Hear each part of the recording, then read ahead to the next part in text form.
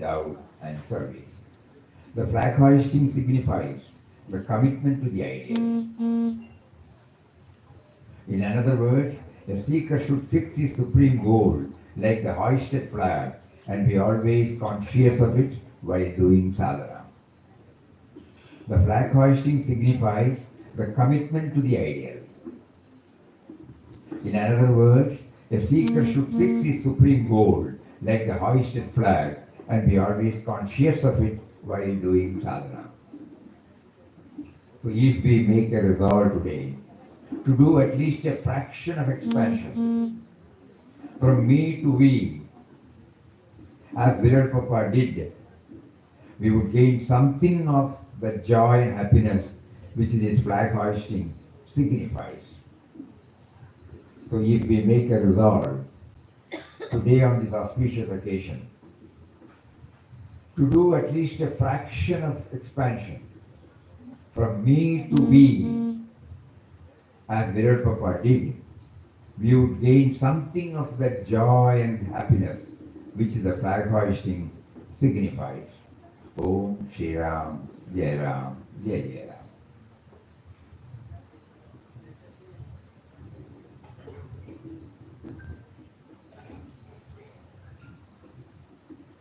Being the Sanyas day, normally when Sanyasis are received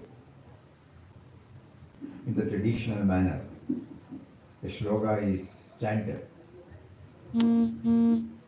This is called out from Sanyasa Sukta, reminding us of ultimate liberation and self-realization. So the words will appear on the screen and we will also hear the chanting.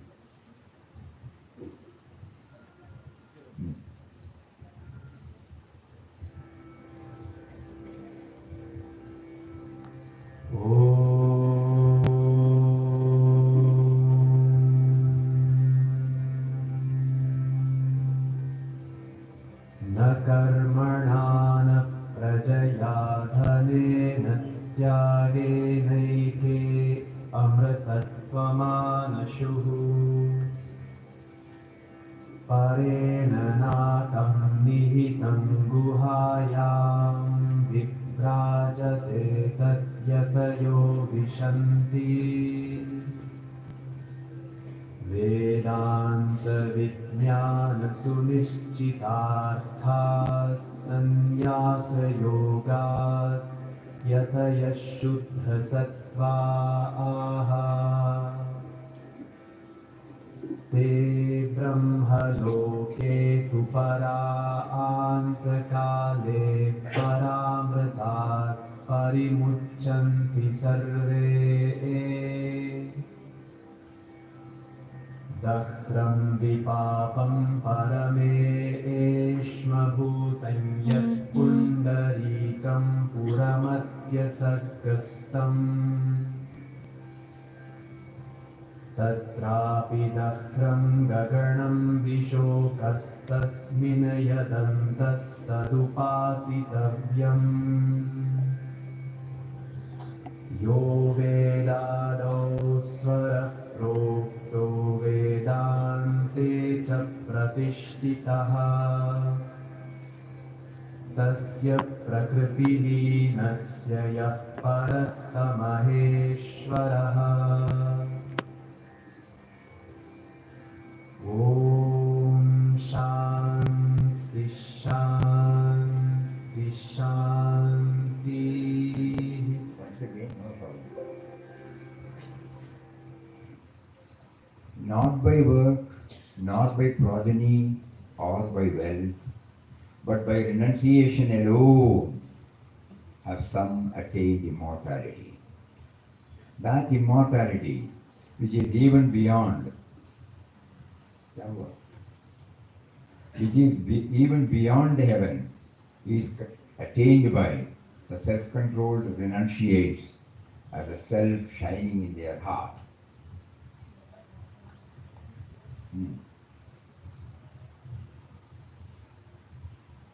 Those who make proper effort and whose minds are pure, who have well ascertained clear knowledge of Vedanta, because of a life of a sannyasa, they, at the time of the resolution of the individuality in Brahman, are all released from even the unmanifest karma.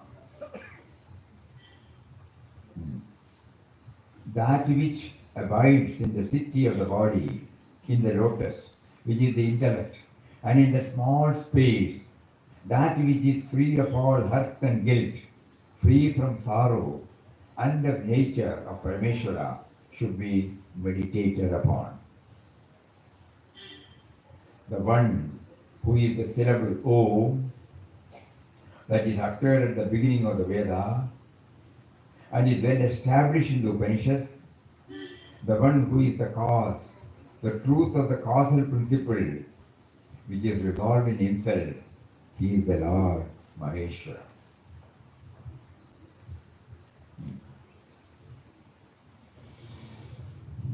Now we will have Ashirvada Vajan by Param Pujya Mata Amatanandamayi.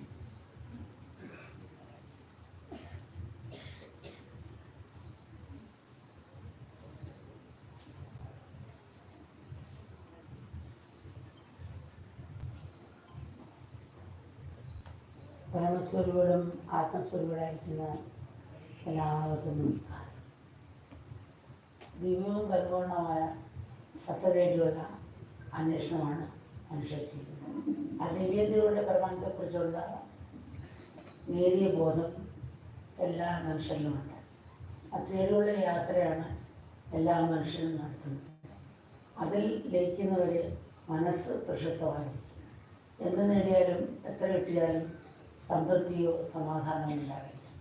ആ അന്വേഷണത്തിൻ്റെ പൂർണ്ണതയിലെത്തിയ സന്യാസദർശനാണ് സ്വാമി രാമദാസ്. ഈശ്വരനിൽ സമർപ്പണം ചെയ്ത ജീവിതമായിരുന്നു സ്വാമി രാമദാസിന്. ഈശ്വരനിൽ പൂർണ്ണമായി ആശ്രയിച്ചാൽ അവിടുന്ന് എല്ലായ്പ്പോഴും നമ്മോടൊപ്പം ഉണ്ടാകും. യഥാർത്ഥ ഭക്തൻ്റെ യോഗവും ക്ഷമവും ഭഗവാൻ നോക്കിക്കൊള്ളും. അങ്ങനെയുള്ള ഭക്തന്മാർ സദാ ഭഗവാനെ അടുത്തിട്ടിരിക്കുന്ന പിഞ്ചു കുഞ്ഞിനെ പോലെയാണ്. കുഞ്ഞ് ഇന്നലെയെന്നോ നാളെയെന്നോ ഇല്ല, ഈ നിമിഷം മാത്രമേ ഉള്ളൂ. ഒരു കുഞ്ഞിന് ലോകം അമ്മ മാത്രമാണ്. അമ്മയാണ് രക്ഷയും രക്ഷിതാവും. അതായിരുന്നു സ്വാമി രാമദാസിൻ്റെ അനുഭവം. നാമജപത്തിൻ്റെ അതുല്യമായ ശക്തിയും പ്രാധാന്യം ബോധ്യപ്പെടുത്തുന്നതാണ് സ്വാമി രാമദാസിൻ്റെ ജീവിതം. നാമിൻ്റെ മനസ്സിൽ അതിലൂടെ ഇരിക്കുന്ന അനാവശ്യ ചിന്തകളെ ഇല്ലാതാക്കും. നമ്മളൊക്കെ വണ്ടിയിൽ കൂടി പോകുമ്പം പഴയ മതിലാണ്, വീടുകൾക്കുള്ള മതിലാണ്. അതിനകത്ത് എഴുതിയിരിക്കുന്നതാണ് പരസ്യം പതിക്കരുത്. ആ മതിലിൽ നിന്നും പ്രത്യേകിച്ച് പരസ്യം കാണാനില്ല. അപ്പോൾ ഈ രണ്ട് വാക്കുകൊണ്ട് മറ്റായിരം കണക്കിനുള്ള അക്ഷരങ്ങളില്ലാതെ, അതുപോലാണ് മന്ത്രജപമെന്നല്ല നാമജപം പറയും. മറ്റ് ചിന്തകൾക്ക് ശക്തി നമ്മളിൽ അന്തർലമായിരിക്കുന്ന ശരീരത്തിൽ പൂർണ്ണമായും എടുക്കാനുള്ള എളുപ്പമാർഗമാണ് മന്ത്രജപം. ഉദാഹരണത്തിന് തീയുടെ മുകളിൽ കുറേ ചാൻ കിടക്കുന്നു, ഊതി ചാരത്തെ മാറ്റി പിന്നെ അത് തീകത്തിക്കുന്ന പോലെ നമ്മുടെ ഉള്ളിൽ ഐശ്വര്യമുണ്ട്. തീ പോലെ പൊതുക എന്നുള്ള മന്ത്രജപം പോലെ പിന്നെ ബോധമണ്ഡലത്തിലേക്ക് കൊണ്ടുവരാൻ സാധിക്കുന്നുണ്ട്. ഈശ്വരാനുഭൂതിയുടെ പൂർണ്ണതയിൽ ഈ പ്രപഞ്ചം ഈശ്വരൻ്റെ പ്രത്യക്ഷ രൂപമാണെന്ന് നമ്മൾ ബോധ്യപ്പെടും. എവിടെയും ഈശ്വരന് മാത്രമാണുള്ളതെന്നും ഒന്നും തന്നിൽ നിന്ന് ഭിന്നമല്ലെന്നും അനുഭവവേദ്യമാകും. അങ്ങനെ നമ്മൾ വിശ്വപ്രേമം ഉടലെടുക്കും. ആ അനുഭവം സ്വജീവിതത്തിൽ സ്വാമി രാമദാസ് കാണിച്ചു കൊടുത്തു, ജീവിച്ച് കാണിച്ചു കൊടുത്തു. സ്വാമി രാമദാസിനെ പറ്റി അമ്മ എന്ത് പറയാനാണ്? പഞ്ചാര കൊണ്ട് ഇട്ടിട്ട് ഇത് മധുരമൊന്നും ബോർഡ് വയ്ക്കേണ്ട ആവശ്യമില്ല. അദ്ദേഹം ജീവിച്ച് കാണിച്ചുന്ന പാത മറ്റൊരു പ്രവൃത്തി കൊണ്ടുവരാൻ ശ്രമിക്കണം. നമ്മുടെ വിത്ത് മടി വെച്ചുകൊണ്ട് കിളിക്കണമെന്ന് ആഗ്രഹിച്ചാൽ അത് കിളിക്കുകയില്ല, അത് നട്ടാലേ കിളിക്കുകയുള്ളൂ. അതുപോലാണ് ആ സമർപ്പണം. ആ ശരണാഗതി എന്ന് പറഞ്ഞാൽ അതുപോലാണ്. അഹങ്കാരത്തിന് തോട് പൊട്ടാതെ തീർച്ചയായിട്ടും മുള പുറത്ത് വരത്തില്ല. അപ്പോൾ ആ ശരണാഗതി കൂടി നമ്മുടെ അഹങ്കാരം പൂർണ്ണമായും മാറ്റാൻ സാധിക്കുള്ളൂ. ഇപ്പോൾ കുച്ചിനായ കുബേരനാകുന്നത്, സീറോയായ ഹീറോയാകും.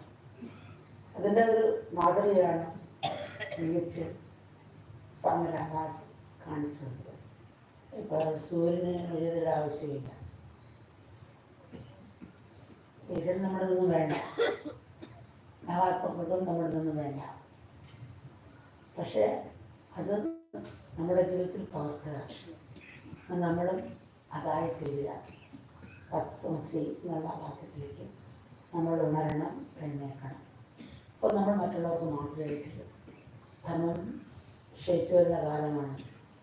മഹാത്മാക്കളുടെ സാന്നിധ്യവും ജീവിതവും അവരുടെ ഉപദേശങ്ങളും മാത്രമാണ് ഈ ഘട്ടത്തിൽ കുറച്ചെങ്കിലും താളലയം നിർത്താൻ സാധിക്കുന്നത്. കക്കരി വാരയിലും നമ്മുടെ ദേഹത്ത് അപ്പോൾ നിന്ന് പിടിക്കും.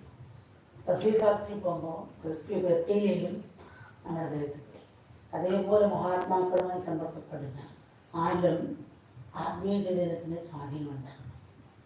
പക്ഷേ ഹൃദയം തുറക്കണം എന്നുള്ളത്, പാത്രം തുറന്നിരിക്കണം. സ്വാമിക്കുണ്ടെങ്കിൽ ഹൃദയം തുറക്കണം. രാമൻ്റെ അടുത്ത് രാവണനുണ്ടായിരുന്നു, ഹനുമാനുണ്ടായിരുന്നു. ഹനുമാൻ എന്താണ് കാണിച്ചു കൊടുത്തത്? ആ ശരണാഗതിയുടെ രാമനാമം മാത്രം ചെയ്തു. ആ ഒരു നാമജപത്തിൽ ഭക്തന് ദാസനായി തീരുന്നു ഭഗവാൻ. ആ ഒരു പാവത്തിൽ തുടരാൻ സാധിക്കും. അപ്പോൾ ആ ഹനുമൻ പാവം എല്ലാവരും ഉണ്ടായി ഉണരാൻ കഴിയട്ടെ. കൃപ എല്ലാവരെയും അന്ന് അനുഗ്രഹിക്കട്ടെ.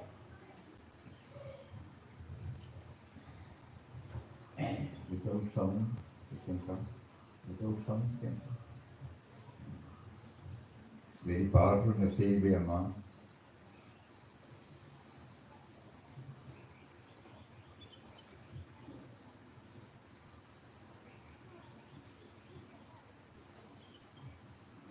Amma bows down to all who are embodiments of pure love and supreme consciousness. Human life is a quest in search of the transcendental and absolute truth. Every human being,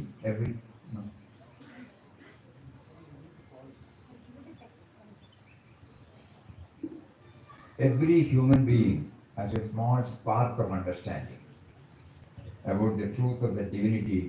Every human life is a journey in search of the supreme knowledge. Until it merges into the goal, the mind will continue to be restless.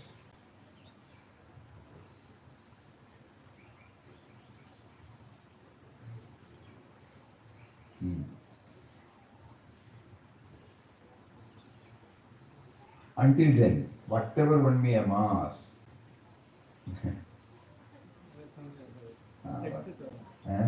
text. That is enough. That is enough. Amma's photo will be there. Yeah.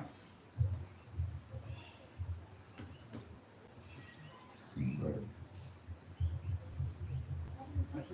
Human life is a quest for the transcendental and absolute truth. Every human life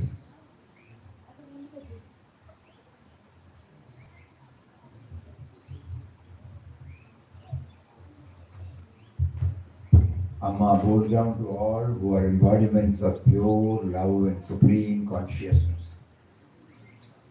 Human life is for the transcendent and absolute truth. Every human being has a small spark of understanding about the truth of the divinity within. Every human life is a journey in search of that supreme knowledge. Until it merges into the goal, the mind will continue to be restless. Until then, whatever one may amass, whatever one may achieve, they will not experience contentment.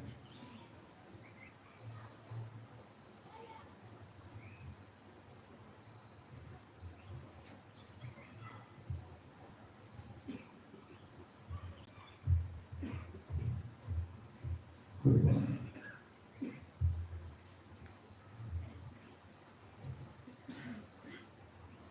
Swami Ramdas was a great sannyasi who attained the ultimate goal of the search.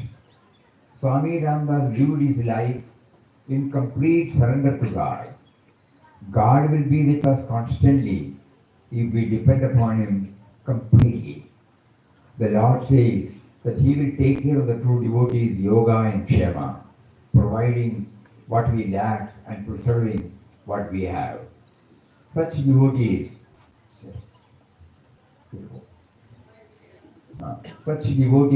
are like small babies sitting on God's lap. The baby does not have any sense of yesterday or tomorrow, only the present moment exists. The baby's entire world is the mother, and its mother alone. The baby's entire world is the mother and its mother alone. The mother is the refuge as well as the protector. This was indeed the attitude of Swami Ramdas. Swami Ramdas's life exemplifies the importance and infinite power inherent in chanting the Lord's name. Chanting the divine name sweeps from our mind the accumulated pile of thoughts. We often see compound walls with a single notice stuck on them, stick no bills. Such walls often are the only ones without any advertisement or poster stuck to them. The three words, stick no bills, has the power to eliminate the thousands of words that otherwise would be stuck on the wall. Mantra Japa, chanting the divine name, has a similar effect. It weakens the other thoughts in the mind. Mantra Japa is an effortless path to recover and realize the divinity inherent within us. For example, to revive a dying fire covered with ash, we have to blow on the embers to remove the ash and restart the fire. Similarly, the embers of divinity are within us. Mantra Japa is like blowing on those embers. When we do this, our mind can be awakened to the state of supreme awareness. In the state of God realization, we become aware that everything in the universe is a manifestation of the supreme consciousness. We realize that God consciousness is all that exists, everywhere and in everything, and that nothing is separate from us. In this way, universal love awakens within us. This was shown by Swami Ramdas through the example of his life. What can Amma say about Swami Ramdas? Is there any need to put a sign announcing sweet in front of a pile of sugar? It is up to others to adopt the path he lived and exemplified, and to bring it to the fruition of their lives. A seed will not sprout if we coddle it in our lap. It will only sprout if it is buried in the soil. Surrender is like this, Sharanagati, total acceptance. It cannot sprout in us without breaking the shell of the seed, the ego. When you become Kuchela, you become Kubera. When you become hero, you become a hero. This is what Swami Ramdas showed us as an example of through his life. The sun does not need a candle to illumine its path. God needs nothing from us. But we should transcribe God's message into our life. We should try to become that as well. Tattvamasi. We have to awaken and rise up to the truth of these words. That is when we will become role model to others. We live in a time when dharma is declining in the world. During such difficult times, it is only the life, the presence and message of such great Mahatmas that maintain the universal harmony, at least to this extent. We live in a time when dharma is declining in the world. During such difficult times, it is only the life, presence and message of such great Mahatmas that maintain the universal harmony, at least to this extent. If we visit a coal factory, our clothes will become stained with charcoal dust. Even if we don't touch any coal. On the other hand, if we visit a perfume factory, our clothes will become pervaded with perfume, even if we have not handled the perfume. In a similar way, anyone who has spent time with a Mahatma will experience the influence of their spiritual pull. The only requirement for this is that one's heart should be open.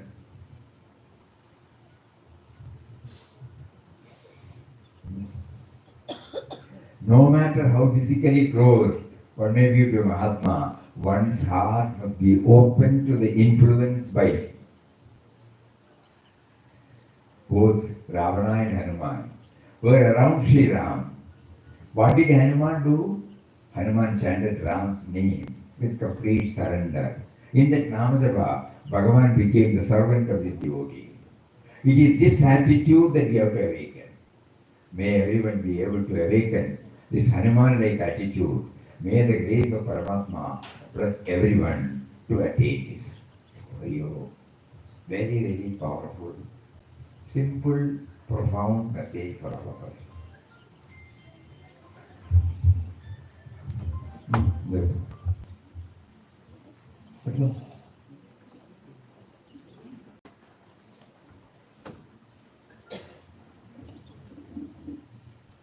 Now we request Parabhujan Swami Brahmanji to bless us on this occasion.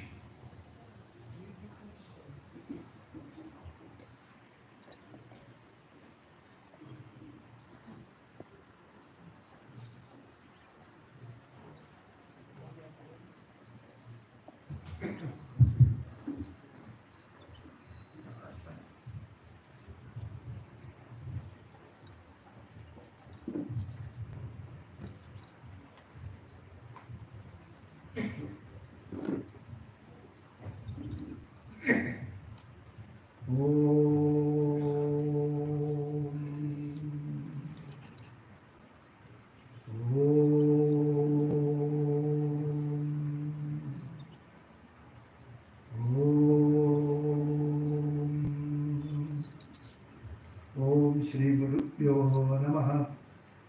Harihi Om. Om Gum Gurubhyo Namaha. Om Gam Ganapataye Namaha. Om Aim Saraswatye Namaha. Om Gananam Tva Ganapati Gum Bhavamahe Kadim Gadinam Upamashkapastamam ज्येष्ठराजं ब्रह्मणां ब्रह्मणस्पत आनशृण्वन्नोदिभिस्सीदसादनम् ॐ श्रीमहागणपतये नमः। ॐ नमः शिवाय गुरवे सच्चिदानन्दमूर्तये विश्वपञ्चाय शान्ताय निरालम्बाय तेजसे ॐ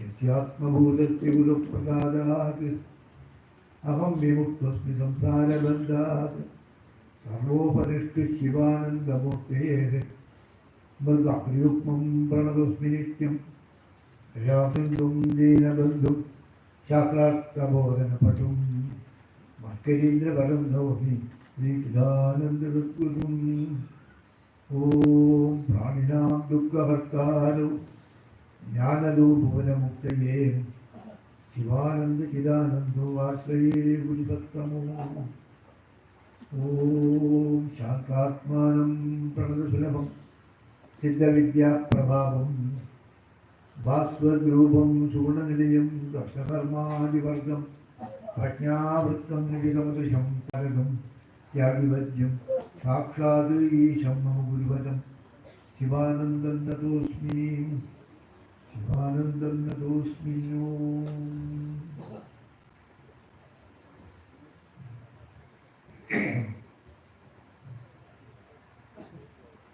श्री राम जय राम ओम श्री राम जय राम ओम श्री राम जय राम ओम श्री राम जय राम ओम श्री राम जय राम ओम श्री राम जय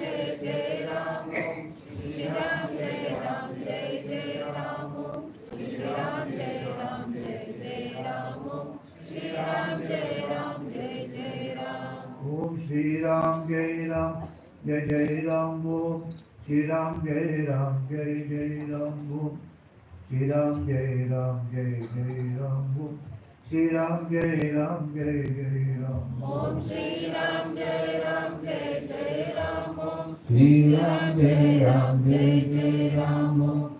Sri Ram Jai Ram Jai Jai Ram Om. Sri Ram Jai Ram Jai Jai Ram Om. I pray to Puja Papa on this most holy day, the Sanyas day, to bless us all, so that we will reach the highest goal in this life itself. This is my prayer on this holy day to Papa, Mataji and to the family. Hari Om.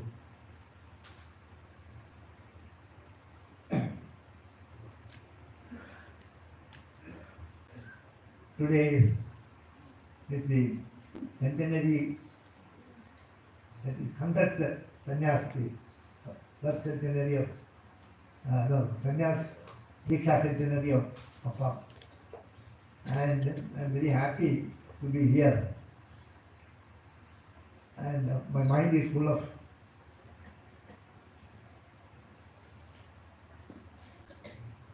emotions.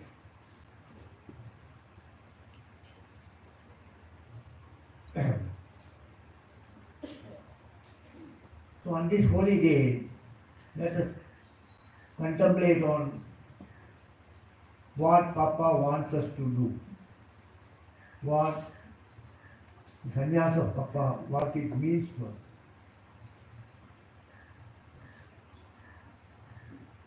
The message of the Gurus will not be understood by the Shishya unless he identifies with the Guru.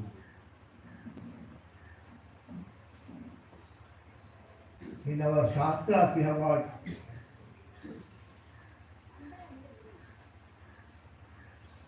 instances to say that the great masters have imparted knowledge to the students. Also we come across with great masters who don't teach the students, but somehow they impart that knowledge. And there are Dikshas like that. Just to look at them, the knowledge is passed on. So it is called the Chakshushi Diksha. They give an example. Meenakshi, they say, Meenakshi, not the Mother Meenakshi at Madurai temple. So normal meaning they conceive that the eye of the mother will be like a fish, Meenakshi. That is not a complete truth. Meenakshi has got a different meaning actually. The fish lays egg. The fish will have, mother fish will have hundreds and thousands of babies. The mother fish will be swimming, the babies will also swim along with the mother. And the fish, the bigger fish will eat the smaller fish. The bigger fish will open the mouth and swim. At that time, so many other fishes will go into the mouth. Other insects, other things, whatever is food will go into the mouth. So the mother fish will not be able to take care of all the 100,000 children. It will just look like this and keep on swimming. So just by the look, the mother fish protects the children. Likewise, the gurus will have a compassionate glance, and thereby they. So that is called Chakshushi Diksha. Just by looking at someone, you are blessed. The gurus will bless you by just looking. So even Shankaracharya's case is also it is like that. Todakacharya was not a very brilliant person. All the others, Papavadacharya and others, they were very brilliant. So one day they even told, what is the use of waiting for that fellow? We will start the class. Then Shankaracharya thought about him, looked at him. Then he got the Diksha. Then he comes with a beautiful sloka containing all the Vedanta. So that is called the Chakshushi Diksha. Sometimes they give an Upadesha. Manasika, that is Diksha by words. So they give instructions, they tell you, Upadesha they give. So some very few people can really receive that actually. In some other case, they just think about them. The Guru thinks about it. It's called Manasika Diksha. So the Guru thinks, this poor fellow, he has surrendered unto me. So he is blessed. And some cases they put their hand. It is called Hastamastaka Diksha. Why I say this? Because the message of the Guru will not be understood by many of the students. It will be understood only by those who identify with you. And there is a sloka like this. Ishvaro Guru Atmehi Murti Bheda Vibhagine Yogavat Vyapta Dehaya Dakshina Mustaye Namaha. Ishvara Guru Atmehi. Ishvara Guru and Atma means self, yourself. Murti Bheda. One Murti only appears as Ishvara, and that itself appears as Guru, and that itself is the Shishya. The Shishya, Guru and Ishvara are identical, should become identical. Guru has realized God, so he is identical with the Bhagavan. God and Guru are non-different. The Shishya should identify with the Guru. You should not consider that he is something different from me. Your devotion should be such that you should not feel your independent existence. You should become one with him. Whatever he thinks, you should be able to think. Sometimes he says, you have pulled out the words from my mouth, they say. Like whatever going on in the Guru, that he should be able to understand that. That identity should be there. Only then we will be able to understand the message. So that is why the need for surrender comes in. Puja Mataji has told me, need for surrender. Once you surrender totally and annihilate your ego, I don't have an independent existence. It is you and you alone. If that attitude is there, then only the message will be understood. They reveal the message in your mind. It is not actually told actually. The message is revealed. Even in the Bhagavad also. Tene Brahmahadaya Adikavaye. So Bhagavan revealed the knowledge in the mind of Brahma. So then Brahma revealed the same way. So the Guru, out of his compassion, when he feels you are fit, eligible to receive the message, then he reveals the message in your mind. Because whatever we study, the Shastras, then Upanishad itself says it is all sound only. It is all sound. You will not understand anything. We try to analyze it, a lot of logics are there. All these logics will only break your head. What is required that you will not know. So if a proper attitude comes, if there is the Dasa Bhava, why Papa used to be named Rama Dasa, something else Rama would have been, or something else also. Dasa Bhava is there. So Dasa Bhava is actually total surrender actually. Especially in the Vaishnava Sampradaya, it is Manasmaneda Asubhader Gunamste Kriyida Katkam. So they form the Dasa Bhava. So Papa has surrendered himself. He got that knowledge directly from Ramchandra. So we also should surrender like that. So with an attitude of surrender, with an attitude that I can't understand much,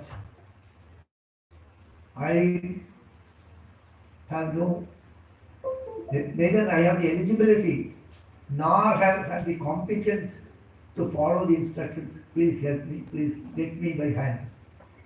So such an attitude we should approach. That is very much required in spiritual life. With an attitude of total surrender. I do not know anything. Please help me, please take me by hand. So on this, especially on this day, on this Papa's 100th Sanyas day, we make a fervent prayer. Papa, please take me by hand. I can't understand much, nor I can do any of those things. Left to myself, please bless me. Like that, with that attitude, we should approach him. With that bhava, I will speak something, I will say something.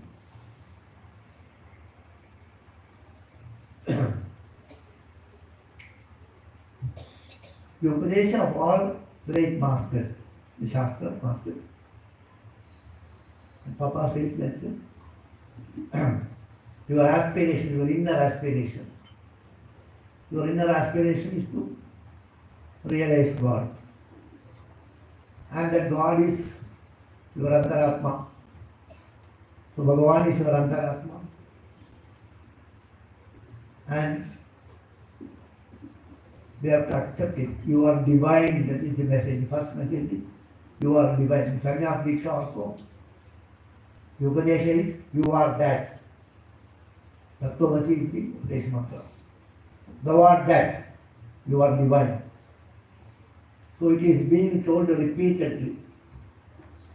Number of times they will tell you, then finally you say yes. So you are divine is the mantra.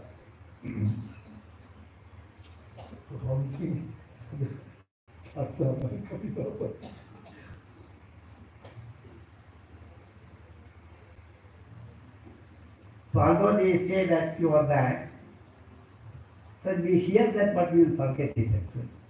Why we forget means because we will not be able to continuously think that I am that.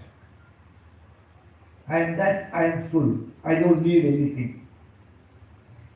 If that bhava is there, that is what is called sannyas actually. What is our problem? Our problem is we always feel that we are incomplete, we are not full. There is want actually. There is want actually. Something, we lack something, that feeling is there. Something is lacking. So in order to make us complete, although we are complete, there is a problem that we feel we are incomplete. So there is an interesting story also. When we were in the womb of the mother, we know that we are full. I am that. I don't need anything. And we have memory of the past birth. In the past birth, I did all the wrong things. Now, this time when I am born again, I will not do any of these things. That thought is there, and you know that you are full. I am complete. I don't need anything. I have accomplished everything. The thought is there. But somehow, when you are born, you are inflicted with amnesia. You know that's a disease called amnesia, forgetfulness. Pramada they call it. This Shankaracharya in his Vivek Chudamani, Pramado vai mrityu. Pramada means not Tamil Pramada means different meaning. Here Pramada means forgetfulness. You have forgotten your nature. That is because of the amnesia. When the mother delivers the baby, the child undergoes a head injury. So because of that, it forgets. It comes in the Bhagavad and it comes in the Upanishad also, Verbal that's what Upanishad is there. So we have forgotten our real nature. That is why we have a feeling that I am incomplete. So when we feel that we are incomplete, then naturally I want this to make myself complete. You add that. First you want to study, and then when you are studying you want to get rank, then you get rank, then you want to get a good job, then you want to get, I want to get married, I want to get son. Keep on that. Every time you achieve something, then again you find that something is wanting, something is lacking, something is lacking. So never you feel that you are complete. I have accomplished everything. The last word in the Bible, the last word told by Jesus Christ is everything accomplished.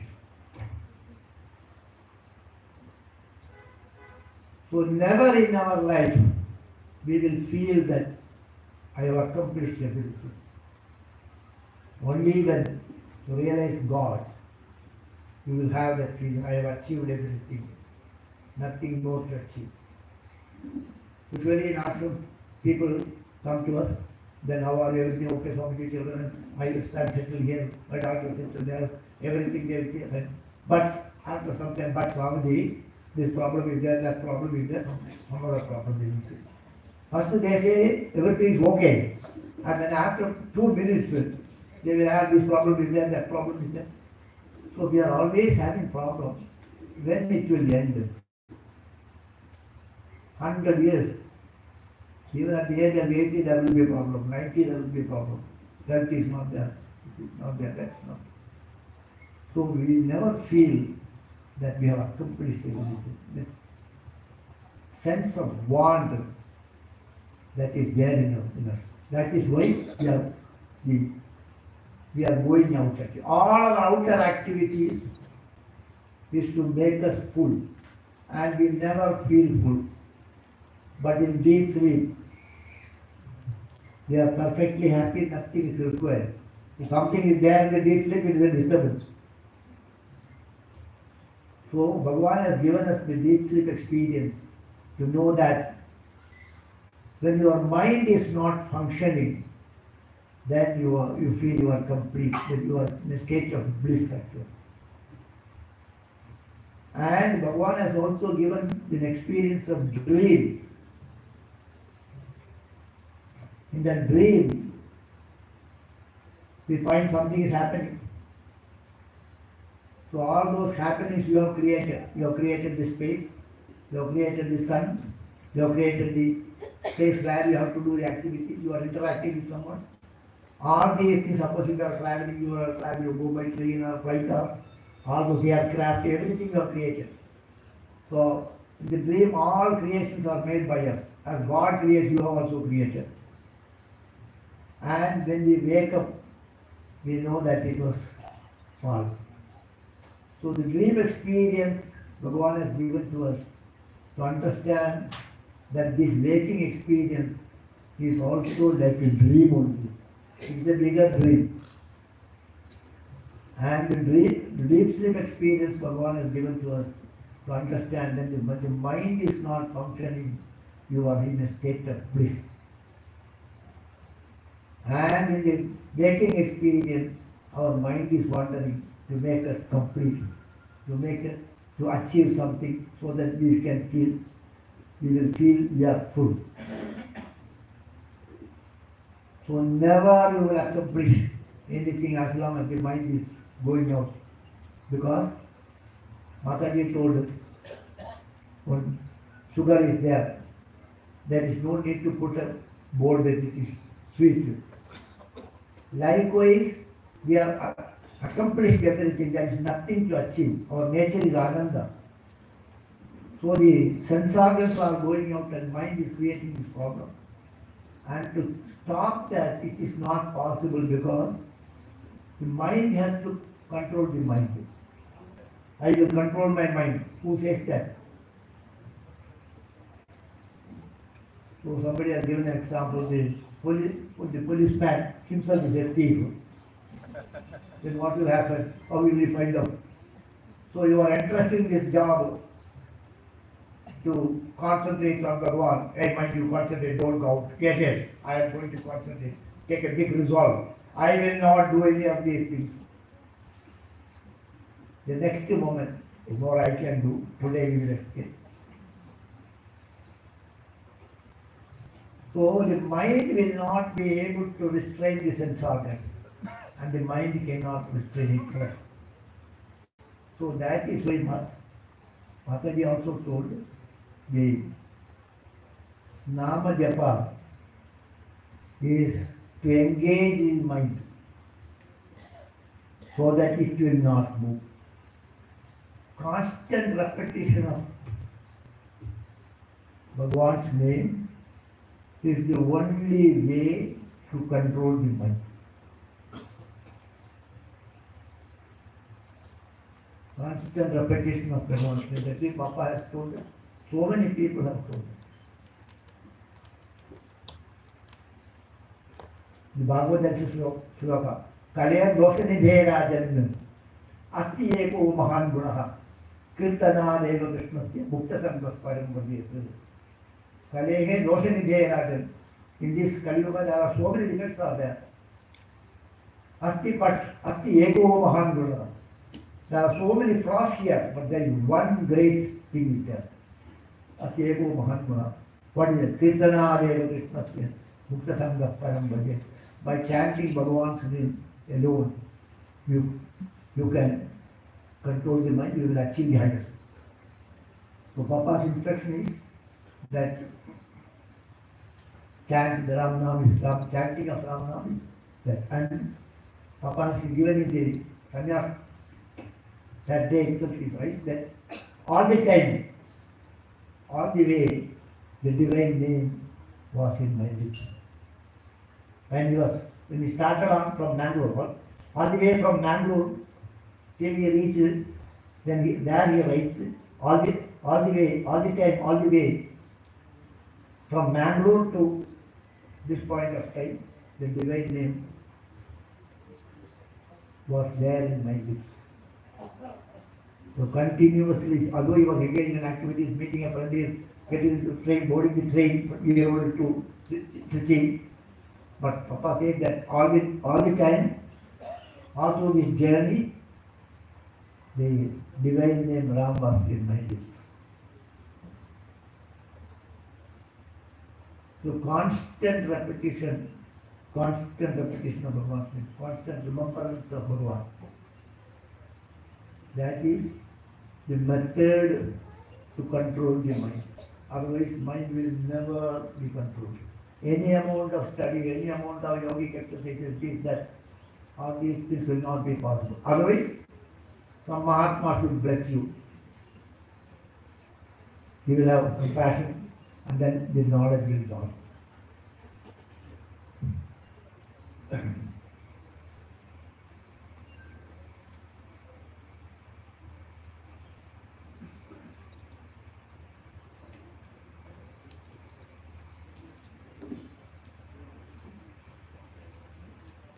So once we achieve that, then the two aspects are there. That one is that I am that, you are divine. I am that, I am divine. That aspect is, first it is understood actually. Then when we react with the world outside, when we come out of that, then we are acting in the world outside world. Our interaction with the world outside. There, this idea should be there. That's why Papa puts it as the outer activity should be compatible with the inner aspiration. So when we act outside actually,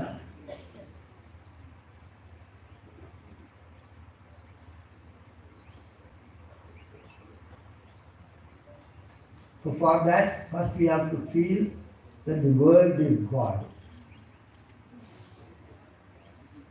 The world is God. So one is, the first thing is constant remembrance of God. Then Gurudev puts it as spiritualize all your activities. So that is feeling the world is God. So the first Namavali in Vishnu Sahasranama, do you know what it is? Somebody know? Vishwam. So the first Namavali is Vishwasmai Namaha. Vishwasmai Namaha means Bhagavan is, the world is Bhagavan. You are the world, the entire cosmos. Whatever I see here, that is you. Wherever I see, it is you. That is the first. All other things are Krishna, Govinda, Rama, all comes later. First is Vishwam, Vishnu, Vishwam, Vishwasmai Namaha, Vishnave Namaha, Vashatkaraya Namaha, Vishwasmai Namaha. Means you are the world, the entire cosmos, whatever I see here. The trees, the plants, the leper, the beggar, the saint, all are Bhagavad Swarupa. To feel the presence of God here. So continuously we have to think that we are interacting with God here. And this is all in our customs, in our rituals, it is all there, but we don't understand it. So people come and prostrate to us. Not because we are sadhus, otherwise also we will prostrate. So we are prostrating to sadhus. We are doing puja to small boys, Kumara puja. And we used to do puja for the Dambati puja. You know this all these things. Puja will be done for Dambati, puja will be done for Kumara, because Utka Brahmin. So whosoever comes for Sata, they will wash his feet. The Brahmin who comes for food, the Sata day, his feet will be washed and they will make to the then Vasurudra Aditya Svirupai Idamasanam. Then they consider that you are Vasurudra Aditya Bhagavad Svirupa, you place it here. Then this is your asana, this is the water for your washing feet, this is the water for your. So Bhagavan, we are giving all these things. So we consider the Brahmin to be Bhagavan, we consider the child to be Bhagavan, we consider the lady to be Bhagavan, Mataji to be Bhagavan, the Pitaji to be Bhagavan. So everything in the rituals also, we are being trained to look upon God. God in all these things actually. So the presence of God has to be felt here. Without that, realization will not come. You cannot locate Bhagavan in the temple. If you locate Bhagavan in the temple, it is okay. It is preliminary, basic thing. But that you should expand that from the temple, from the bounds of temple, it should expand to the whole world actually. Even in the temple also. Bhagavan is to be The pratishtha has to be done. The pratishtha is done from taking from here only. Pratishtha has to be done here. The prana pratishtha. Suppose if you are doing a Bhagavad Seva, something is being done, then you have to invoke Bhagavan in that lamp. For that you have to do the prana pratishtha. Then you have to bring that Bhagavan there. So we bring Bhagavan in that lamp, in that picture, in that book. So the presence of God. So one is the constant remembrance of God. And the second is the feeling the presence of God in the world of faith. And then when you are interacting with them, accordingly you have to interact. You are interacting with Bhagavan. Whatever activity we do, you are interacting with Bhagavan. Small thing also we should be like that. So everything has got a place here. So Swami Chidananda Maharaj likes to watch one story. It's a biblical story, or not a biblical story, it's a story from the best actually. So there was one person called Lawrence. He was not a father, he was only a brother, lower order, not like our Sanyas, he was lower order, lower level. So he was brother Lawrence. He was not very intelligent, so he was not promoted. He was remaining as a brother only for quite some time, and then he was doing some service in the kitchen. So once he felt I am so dull, I am not very brilliant, I am not able to rise up to the other levels. So, but somehow, he thought that somehow an idea came in his mind that I will find God here. So he started practicing that God is everywhere. Then there was one Mother Superior. She used to go to that bishop for counseling and everything. So whenever she comes near this kitchen where this Lawrence is there, she found a lot of peace. And many occasions she noticed. Then she asked Lawrence, it seems whenever I come near you, I find so much peace. What practice you are doing? He thought when they say something to create problem, no, I am not doing anything. No. There is something in the you are practicing which is very effective, very vital. I would like to know what it is. You tell me the truth.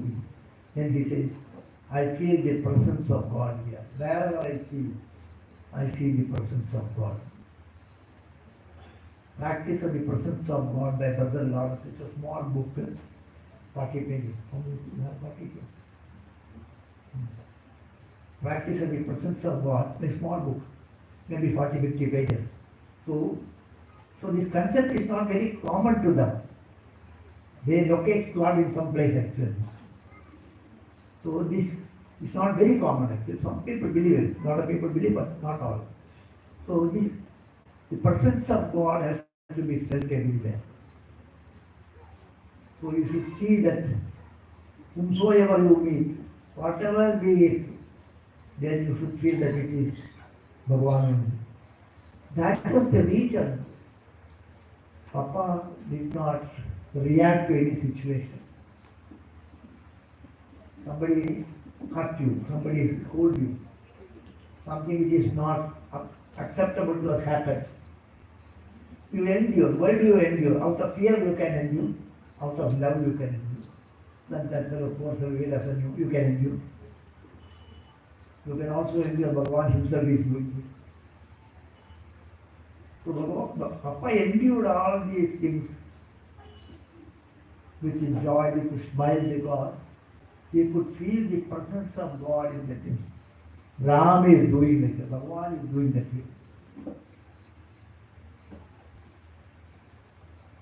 So these are the two things we should cultivate actually. On this holy day, Sanyas Day,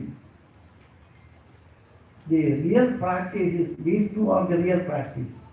Study of scriptures and chanting, other things are okay. But these are the two real practices which all seekers do. do.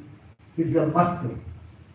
One is, whenever you are free, you should start thinking. Papa also says this, Mataji also has said some places.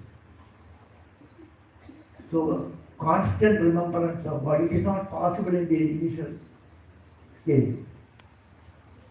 So, Gurudev says like this, start the day with God.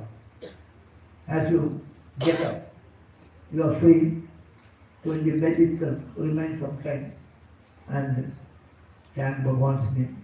Remember him for few minutes. Start the day with God. And when you end the day, then also you are free. So as soon as you get up, you are free. Afterwards, only commitment to God after 5 minutes. I will consider now, I have got up.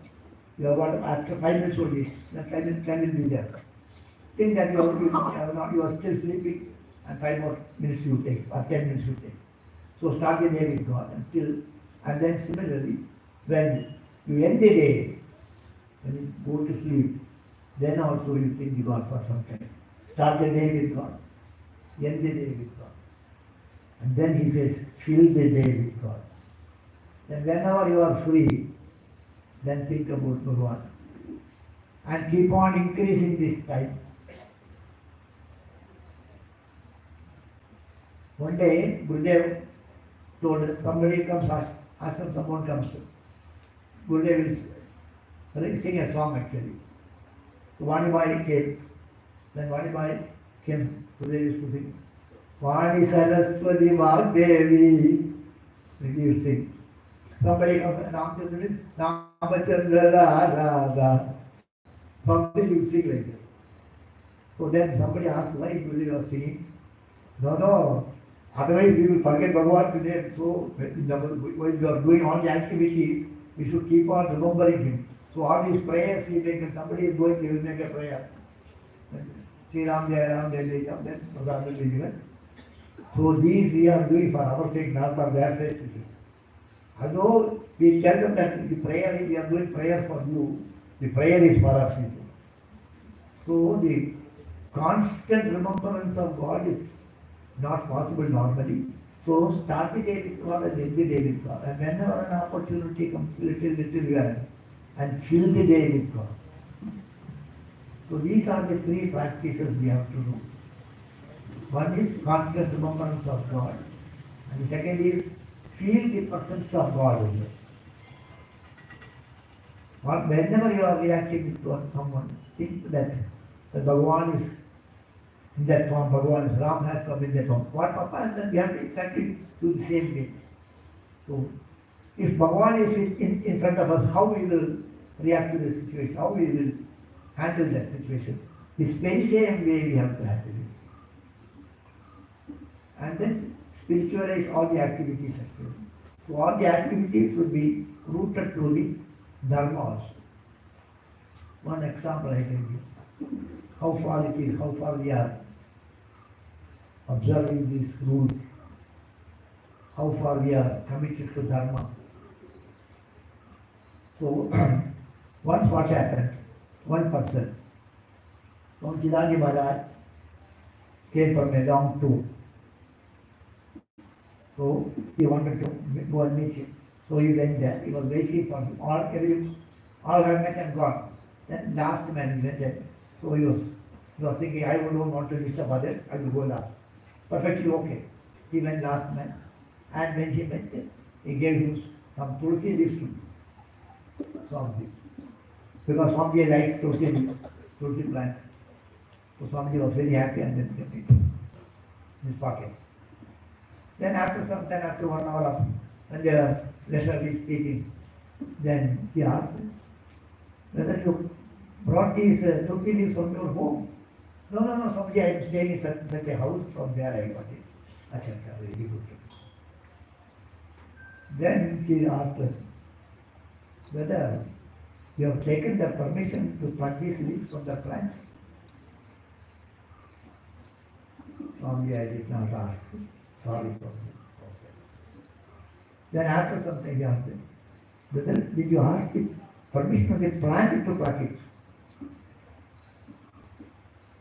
You are plucking the one leaf from that plant. Whether you ask the permission of the plant to pluck it, whether you want the permission of the owner of the plant, the householder, whether you ask this permission, that is first. Then whether you have asked the permission of that plant. Why? Because why this is told? Because you see, in our Shastra, these are all mentioned. The Brahmins need the kusha grass for all rituals. The kusha grass, when they pluck the kusha grass, they have to make a prayer to the kusha grass. They tell them, they go there, only on a particular day they can do it, not every day. So that particular day they go there and stand before the grass plant, the kusha grass, the dharma, and then make a prayer. I am going to cut you. I need your service. I need you. For all the rituals I need you. Kindly permit me to cut you. Then they say to that plant, I will cut it in such a way, leaving the roots as it is, sod as it is, so that you will sprout from the above. This is a mantra. Kandat, kandat, parogandi. From every sod, every sprout, you will come back again. So I will not uproot the whole thing, but I will leave the sod where it is and pluck, so that you will sprout again. So Swamiji remembers this and asks him whether you have got the permission of the plant to pluck. Why I say this? Because as we begin to practice the presence of God here, as you progress, when your commitment increases, when you are really becoming more and more, feeling the presence of God here, it will open up more and more. Spiritual life, the path is not opened actually, it is closed. As you keep on knocking, it opens little only to open. It will not open all of a sudden fully. It requires a lot of pain. You have to, the effort from our side. You have to undergo a lot of pain actually. So, it will open up slowly only. So as you commit yourself more and more, then it opens up. So what is needed is actually a total commitment. A total commitment. Initially to start with constant remembrance of God. Papa puts it as constant japa for us. Let thy name be ever on our lips. From Shivaji Maharaj says, let thy name be ever on our lips. Let me sing thy glories. And then, in commitment to feeling the presence of God here. And then our commitment. With all these things, with the blessings of the Masters, we will be able to achieve on this holy day. I once again make a fervent request to Papa to bless us all. Hari Om Tat Sat.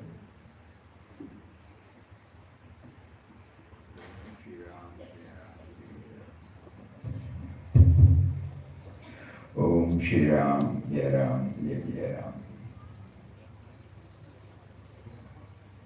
Sundar, we're going to sing Hey Jagadaba.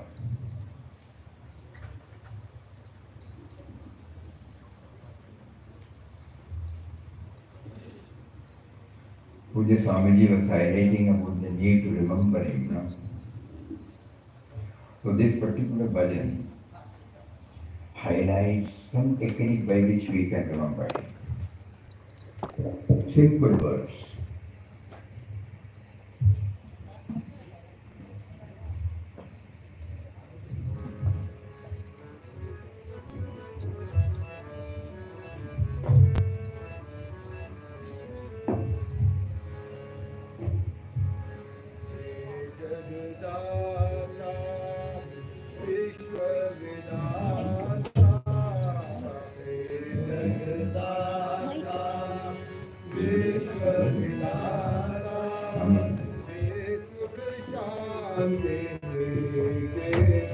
Washroom.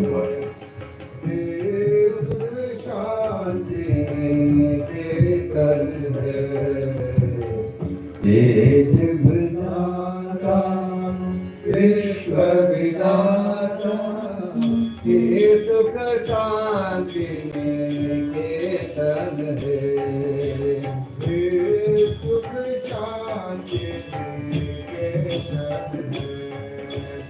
हे सुख शांति निकेतन है। प्रेम के सिंधु दीन के बंधु, प्रेम के सिंधु दीन के बंधु, प्रेम के सिंधु दीन के बंधु, प्रेम के सिंधु दीन के बंधु, दुख दरिद्र के नाशन है। दुख दरिद्र विनाशन है। हे जगदाता विश्व विधाता, हे जगदाता विश्व विधाता, हे सुख शांति निकेतन है। हे सुख शांति निकेतन है। नित्य अखंड अनंत अनादि, नित्य अखंड अनंत अनादि, नित्य अखंड अनंत अनादि, नित्य अखंड अनंत अनादि, अनंत अनादि, अनंत अनादि, पूर्ण ब्रह्म सनातन है। पूर्ण ब्रह्म सनातन है। जगदाश्रय जगपति जगवंदन, जगदाश्रय जगत्पति जगवंदन, जगदाश्रय जगत्पति जगवंदन, अनुपम लखन निरंजन है। अनुपम लखन निरंजन है।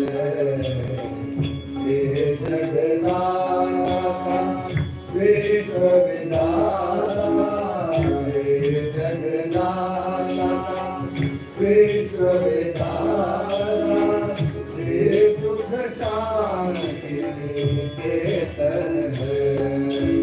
हे सुख शांति निकेतन है। हे सुख शांति निकेतन है। प्राण सखा त्रिभुवन परिपालक, प्राण सखा त्रिभुवन परिपालक, प्राण सखा त्रिभुवन परिपालक, प्राण सखा त्रिभुवन परिपालक, जीवन के अवलंबन है। जीवन के अवलंबन है। प्राण सखा त्रिभुवन परिपालक, प्राण सखा त्रिभुवन परिपालक, जीवन के अवलंबन है। जीवन के अवलंबन है।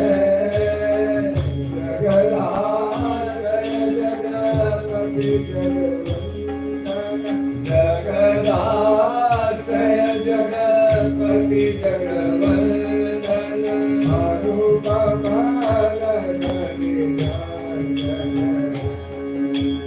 अनुपम लखन निरंजन है।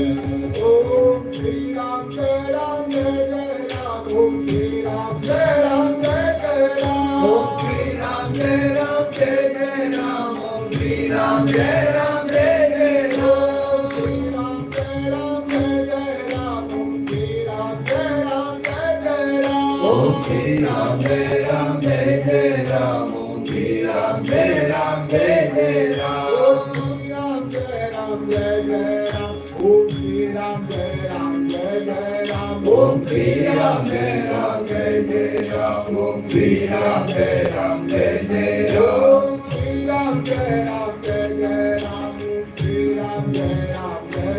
Om Shri Ram Jai Ram Jai Jai Ram. Om Shri Ram Jai Ram Jai Jai Ram. Om Shri Ram Jai Ram Jai Jai Ram. Om Shri Ram Jai Ram Jai Jai Ram. Om Shri Ram Jai Ram Jai Jai Ram. Om Shri Ram Jai Ram Jai Jai Ram. Om Shri Ram Jai Ram Jai Jai Ram. Om Shri Ram Jai Ram Jai Jai Ram. Om Shri Ram Jai Ram Jai Jai Ram. Jai Jagadata, Vishwa Vidata, He Sukha Shanti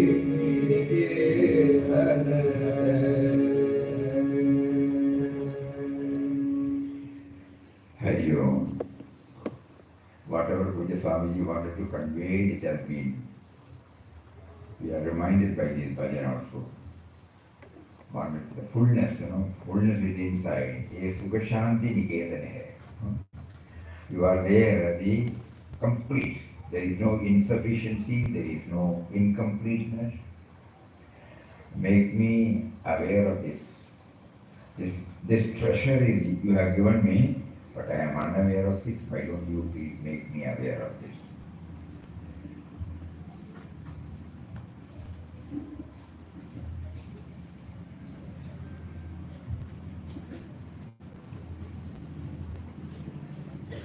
On this most auspicious occasion. Why do we say auspicious occasion?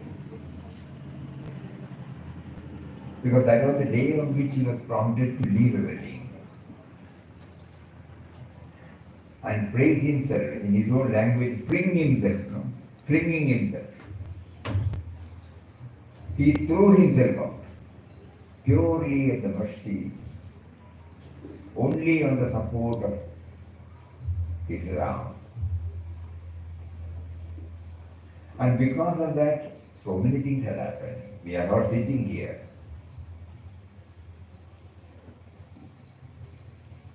Not because we want to highlight the personal aspect. What an ideal he placed before us to be scaled. Yesterday we were reading what was his message at the time of inauguration of this ashram. He said the ideal of the ashram is to spread universal love and service based upon the vision of divinity in everybody. And for that he gave us a method called Nam Dhyan Seva.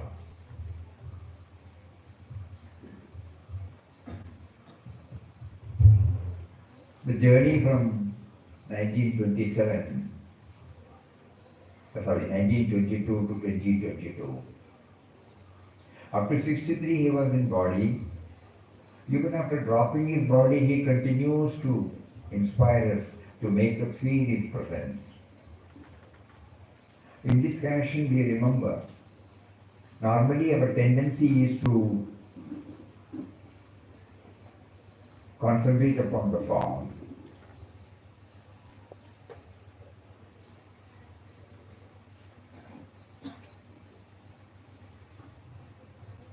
That is the natural tendency in all of us. When we meet a saint and when we are inspired, naturally our concentration will be on the form. We derive a lot of joy out of it.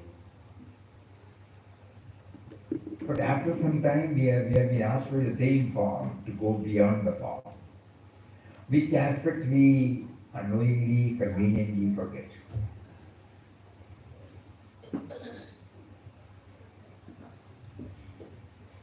Beloved Papa's presence is not only confined to the bhajan hall or home mandir.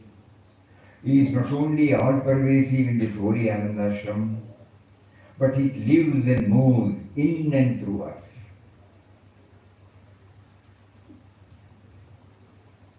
We carry his presence when we adhere to truthfulness. We carry his presence when we are kind, considerate, compassionate. We carry his presence when we refuse to serve even 1 inch from the path of purity. We carry his presence vibrantly, dynamically, forcefully when We live our life in a divine manner, with determination, humble intention, firm resolve, and all sincerity and earnestness. When we are trying to pursue a divine way of living in thought, word, and action, we are manifesting beloved Papa. This is the importance, the transformation that took place 100 years ago. Vital Rao to Ramdas and Ramdas to Swami Ramdas, and then beloved Papa Swami Ramdas. We thought, it's a separate, outside. No. When we are trying to pursue a divine way of living in thought, word, and action, we are manifesting beloved Papa. We are a vibrant center of that which the world knows as beloved Papa, Swami Ramdas. We become a lamp through which his light shines. We become the vessel to hold the living waters of his spirituality, his sublime spiritual teachings. Let us not therefore confine beloved Papa Swami Ramdas to the Bhajan Hall, Homa Mandir or Anandashram. Make ourselves a vehicle of his living presence, so that by our life others also become awake and illumined. They feel his divine presence through our life, and their life is also divinized. We move among this world of men as a candle imparting our light to anyone whom God brings us in contact with. Mataji used to say, omnipresent Papa's ashram means the whole universe.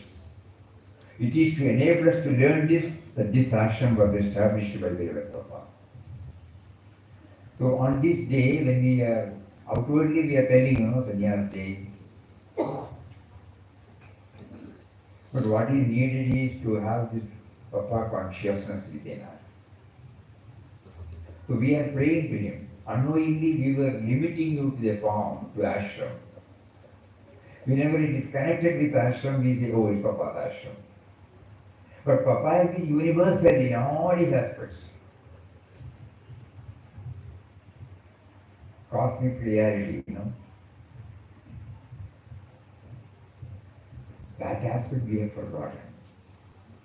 On this day we are being reminded. That is why Swami Chidanji Maharaj drafted this and brought Gurudev's feeling like this. So we have substituted Beloved Papa. That's all are saying. Same words. Beloved Papa's presence is not only confined to the Bhajan Hall and or Homa Mandir, it is not only all-pervasive in this holy Anandashram, but it lives and moves in and through us.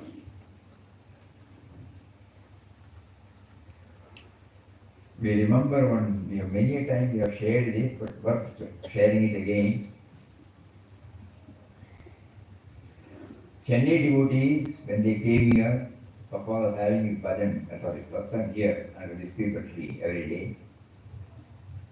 Swami Krishna Swami Maharaj used to note down the talks of Papa, the question answer.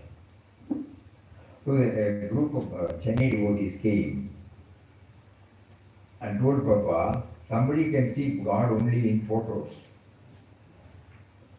And they explained. Every 10 days or 15 days they have a usual satsang in Chennai, Perambur. One person used to lead the bhajan. They praise Papa Mataji's photo and the program starts. After that Ramanan will be there. They have some routine. So they were telling to Papa, one day it so happened the person who used to lead the bhajan was not there. So they requested somebody else who can sing well to lead the bhajan. Immediately he said, I want God's photo there, then only I can sing. So immediately they searched everywhere, they couldn't find, excepting one calendar, Anandashram calendar, where Lord Muruga's photo was there. So they took the calendar and placed it there, and the bhajan started. It was very nice. After the program was over, he told and said, I did not want to wound your sentiments, but this is the practice I have. That is why I said, please don't get offended.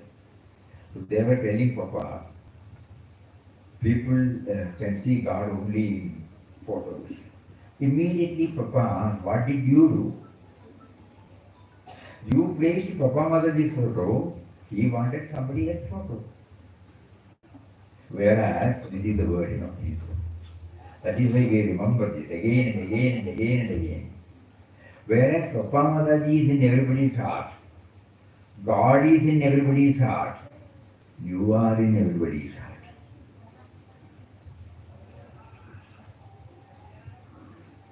We used to revere his form, but do we apply it?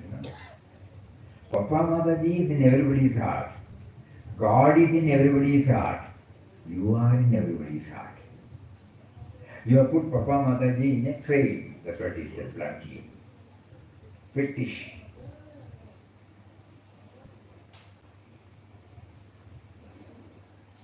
Then there he also said, the sense of otherness sets limit to the illimitable. Sense of otherness sets limit to the illimitable. The moment we feel separate. So that is why this particular way of presentation was prompted. Beloved Papa's presence is not only confined to the bhajan hall or home mandir, is not only all pervasive in this holy Anandashram, but it lives and moves in and through us. Papa Mataji is in everybody's heart, God is in everybody's heart, you are in everybody's heart. We carry His presence when we adhere to truthfulness. We carry His presence when we are kind, considerate, compassionate.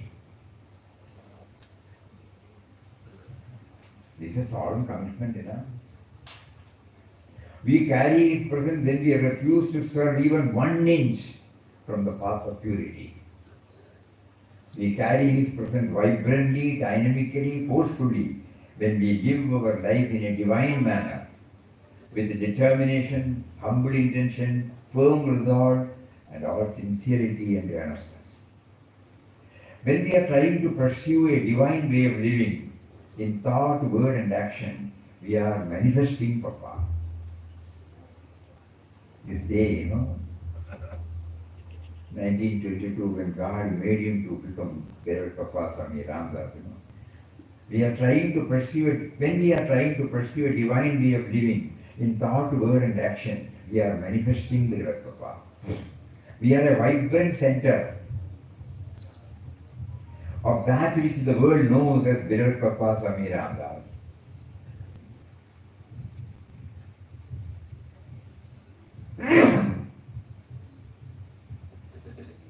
Tremendous responsibility for all of us. We are a vibrant center of that which the world knows as beloved Papa Swami Ramdas. We become a lamp through which His light shines. We become the vessel to hold the living waters of His spirituality, His sublime spiritual teaching. Let us not therefore confine beloved Papa Swami Ramdas to the bhajan hall, to the home mandir and Anandashram. Make ourselves a vehicle of His living presence, so that by our life, others also become awake and illumined. They feel His divine presence through our life, and their life also is divinized. We move amongst the world, this world of men, as the candle imparting our light to anyone whom God brings us in contact with. Omnipresent Papa's ashram means the whole universe.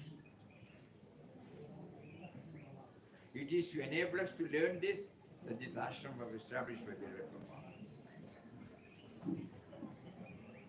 So on this day, all these things, we are reminding what a tremendous responsibility Papa has given to us.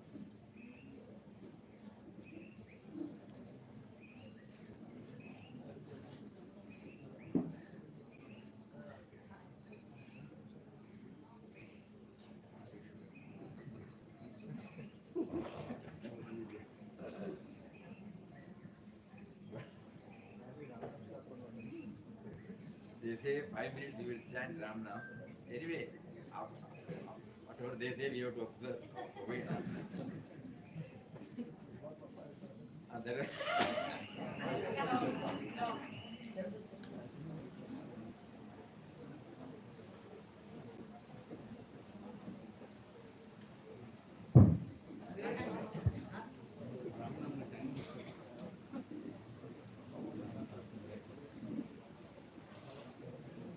now, we are trying, we are trying not to limit Papa to the form. We are trying not to limit Papa to the form, to the bhajan hall, to the Samadhi Mandir, and the whole of Anandashram, or to his books. Papa wants every one of us to lift us up, just like the flag hoisting. Today there is a solemn commitment on our part. We will try to live up to as much as possible. Give us the strength, courage, the state of mind, the commitment on our part to live up to what is expected of us. And what is expected of us? He says,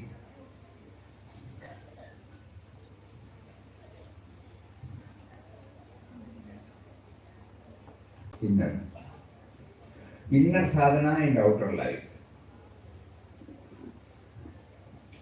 If you want to advance, the words of Papa, if you want to advance on the spiritual path,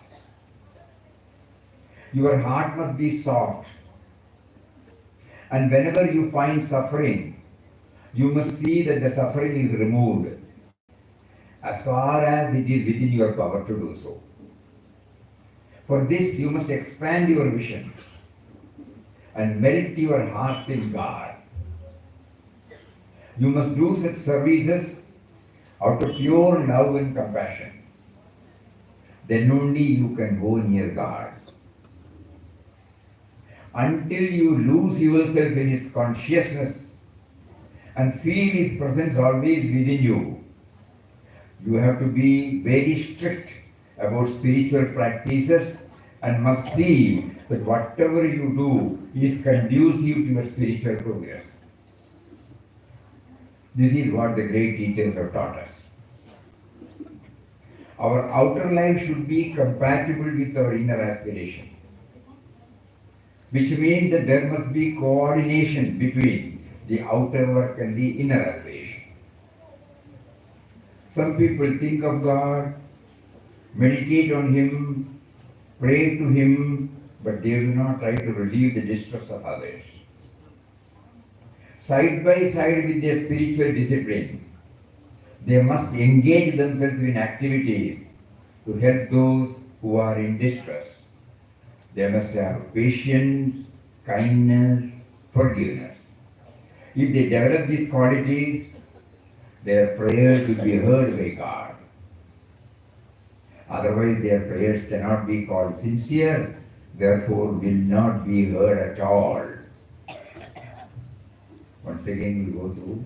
If you want to advance on the spiritual path, your heart must be soft, and whenever you find suffering, wherever you find suffering, you must see that the suffering is removed as far as it is within your power to do so. For this, you must expand your vision and melt your heart in God. You must do such services out of pure love and compassion. Then only you can go near God. Until you lose yourself in His consciousness and feel His presence always with you, you have to be very strict about spiritual practices and must see that whatever you do is conducive to your spiritual progress. This is what the great teachers have taught us.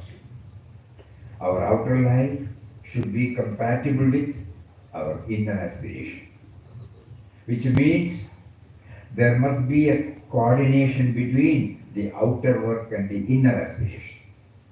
Some people think of God, meditate on Him, pray to Him, but they do not try to relieve the distress of others. Side by side with their spiritual discipline, They must engage themselves in activities to help those who are in distress. They must have patience, kindness, forgiveness. If they develop these qualities, their prayers will be heard by God. Otherwise, their prayers cannot be called sincere and therefore will not be heard at all. So, on this very important day, when we remember Him with all our gratitude, prior to coming in touch with you in different Mahatma's form, we were not aware that God is within us. Because right from our childhood, we were offering our worship to deities outside us. We were feeling happy. We were having our own spiritual discipline, our religious discipline. But later on, when we were drawn by Mahatmas, including you made us aware that God is within. And the purpose of our life is to realize His presence within. Within first and then without. You also taught us that this human birth is a rare privilege. Durlabam trayamevai tadu, Vivekudam. Devanugraha hetukam, manishyatvam, mumukshatvam, mahavurusha samshaya. You gave us this wonderful opportunity to have a human birth. And the desire to know about you, the desire to become one with you. And also you facilitated the company of evolved souls. And then, if it was not given, I would not have known at all. But at the same time, you wanted me to hold on to it. No? I tried. Still my mind goes outside for God. It is never coming back, in spite of decades of practice. Still, I find the Guru out, I find God out. Whereas you keep on hammering this, that God and Guru are one, and God and Guru are within, and you always depend upon the Guru within for your guidance. It did not. But on this day, you have reminded us in very strong words that our spiritual life is not diverged from the common run of life. We don't become insensitive to the needs and sufferings of our co-creation. In fact, God Himself has provided a field for us. If the field is not there, how will we know that we are compassionate? If somebody has done something wrong and if you don't pardon him, how will we know that? All these fields for our service are provided by Him, so that we come to realize that He is within, He is within, He is within. Now kindly make us aware of all these. You made us to know, you made us to hear. When you are compassionate, you play the part of God. When you are forgiving, you play the part of God. When you are loving, you play the part of God. All these things we have understood verbally, textually. And you have also we have been providing fields also. Now today we request you. All these things you have brought within our attention. Kindly make it a reality in my life. You gave us this initiation, the holy and all powerful mantra initiation. And you keep on hammering this, that if we chant the name with total faith and devotion, and if our outer life are compatible with the inner aspiration, our spiritual progress will be faster. Still, though we have been chanting it for decades, the presence of God inside is not at all felt. So today we pray to you. We all will take an initiation from you now again. It is an initiation not as a ritual. It is a rededication to the ideal which you have placed before us. Because Nama is the link between us and God.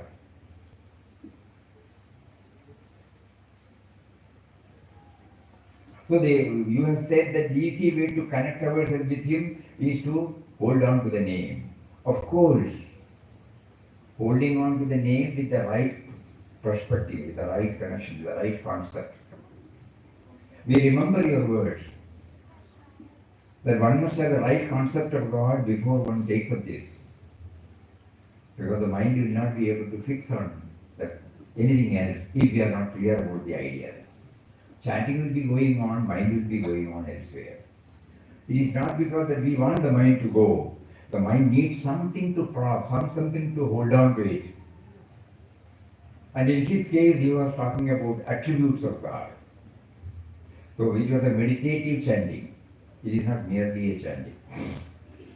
The chanting which is interspersed with meditation only, that means. So chanting is going on, at the same time dwelling on the attributes. We are unable to do it.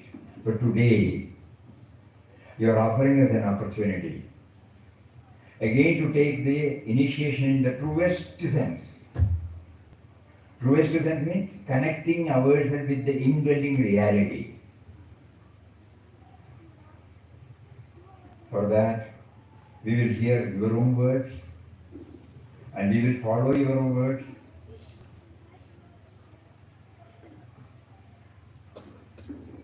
This was recorded 65, 70 years back. Naturally, the limitation is there.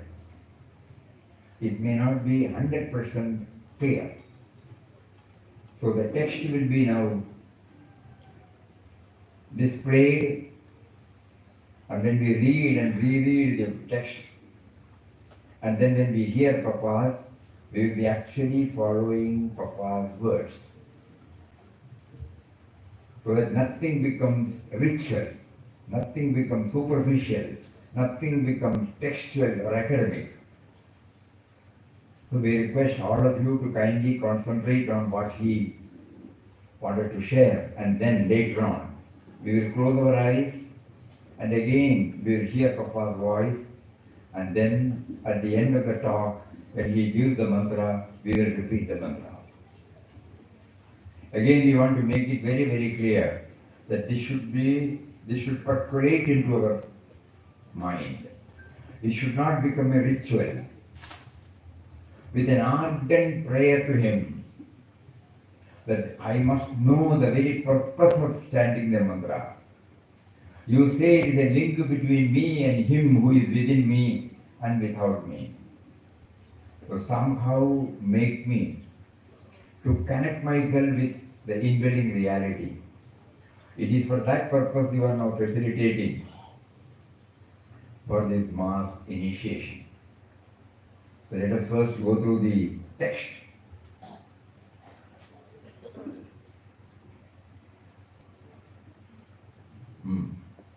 Ramdas can tell you this much, that from the very time he started repeating the name, he began to feel the sweetness of it.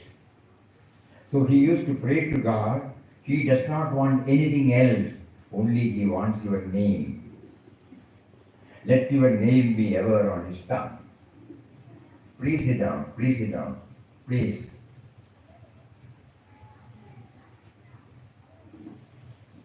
Ramdas can tell you this much, that from the very time he started repeating the name, he began to feel the sweetness of it. So he used to pray to God. He does not want anything else, only he wants your name. Let your name be ever on his tongue. It is because it is so sweet. So it proved to be not a means, but an end in itself. It's not a means to an end, but an end in itself. This is the wonder about the name which he is repeating. It depends upon the repeater, of course.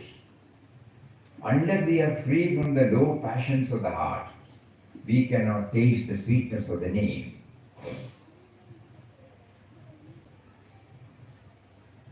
Oh, Papa, it was sweet. Why it is not, in spite of my chanting for decades, I still don't find the sweetness? He gives the answer. It is because of the low passions of the heart. Unless we are free from the low passions of the heart, we cannot taste the sweetness of the name. Sugar is sweet. By nature it is sweet. It can never be bitter. So the name is by nature sweet. But when this sweet sugar is put in the mouth of a man who is having some kind of fever, he finds the taste not sweet but bitter. Sugar is sweet. By nature it is sweet. It can never be bitter. So the name is by nature sweet. But when the sweet sugar is put in the mouth of a man who is having some kind of fever, he finds the taste not sweet but bitter. He throws it away. That shows the man is diseased. When we are diseased with low desires, this name does not taste sweet to us. So we must go to a doctor who can cure us of that disease. That doctor is a guru, who by his very presence removes our disease and desires and gives us this nectarian name. And you find that instant it is sweet, and sweetness comes to you as long as you are going on repeating the name until at last you become sweetness itself. Not merely the taster of the sweetness, but sweetness itself. The doctor is the guru who, by his presence, removes our disease and desires and gives us this nectarian name. And you find that instant it is sweet, and sweetness comes to you as long as you are going on repeating the name until at last you become sweetness itself. Not merely the taster of the sweetness, but sweetness itself. So you drink and drink and drink the name until the drinker and the drinker become one. Ramdas will chant the mantra given to him by the Guru, word after word. Will you kindly join him? What you are individually doing, you can go on doing it. For the present occasion, we shall all repeat Ram Nam and enjoy the bliss of it. These are the words which normally, when somebody is prompted to take initiation, we will play this, and then Papa will initiate us with Ram Nam. He will say Om, then we repeat Om, say Ram, Sri, Sri, Ram, Ram, Jai, Ram, like Om Shri Ram, Jai Ram, Jai Jai Ram. 3 times he will make us to repeat. To make him know that we got it right, we repeat 3 times.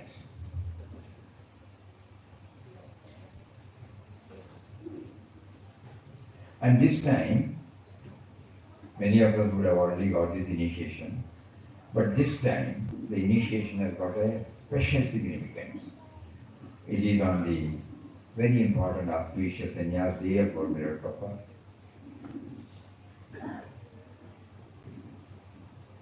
Previously, when we were initiated, probably we could not have been prepared our mind.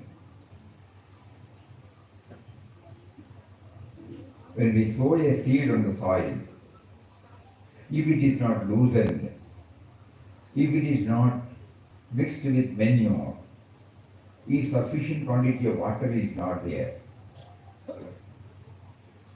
it will not sprout. Even if it sprouts, it will die immediately.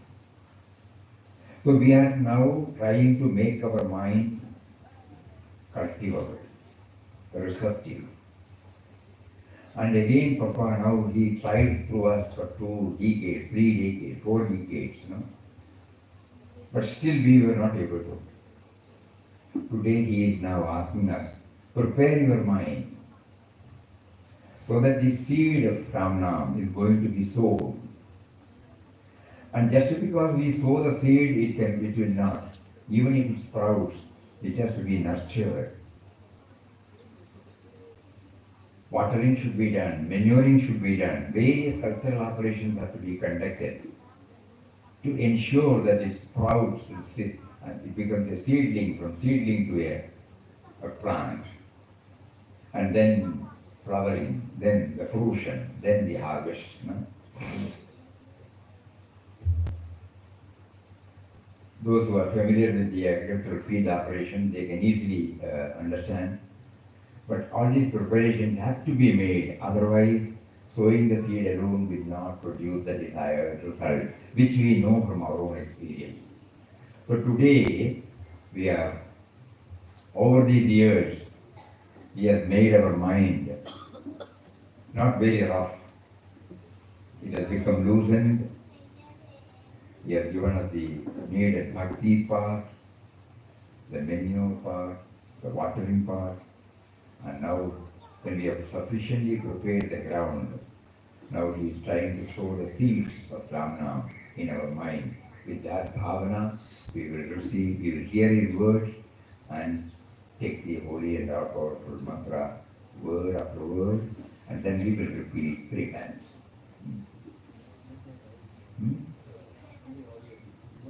Only audio. We will all close our eyes. The text has been read out to us. We will be able to easily now follow Papa's words. Hari Om. We will bring Papa before us and feel that we are sitting before him and he is giving us the mantra directly to us. Goodbye. Much repeated as you are repeating during the time when you are longing to move out, to realize God. But even then, he can tell you this much from the very time he started repeating the name, he began to feel the sweetness of it. So he used to pray to God, he does not want anything else, he really wants your name. No, he doesn't want to see you, let your name be ever in his time. It's because he found it so very sweet. And so it proved to be not an instrument, but an end in itself. This is the wonder about that name speaking, because it depends upon the repeater of God and not merely because unless we are free from the low passions of the heart, we cannot find the sweetness of the name. You see, sugar is sweet. By nature it is sweet, it can never be bitter. So the name is by nature sweet, it can never be bitter. But when this sugar, sweet sugar, is put in the mouth of a man who is having some kind of fever, he finds the taste not sweet but bitter. He thirsts away. That shows, you see, the man is deceived. Sugar is sweet.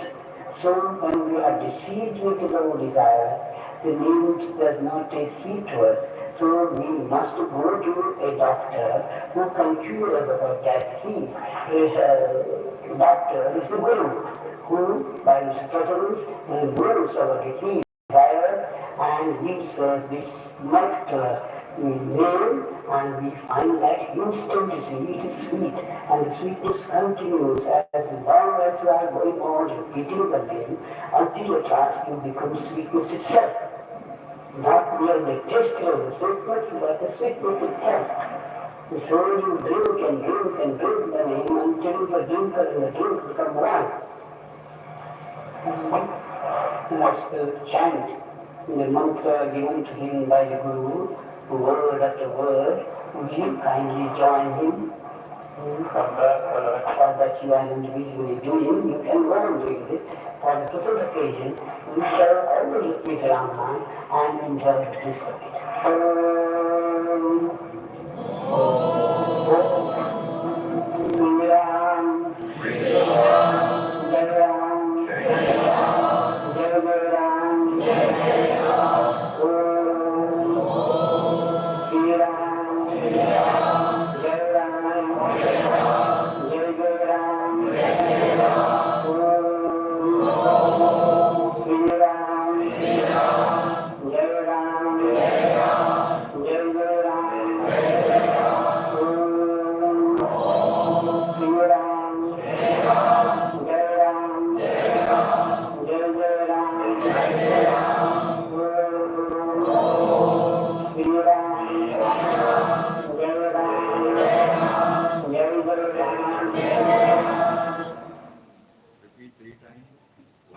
Music is much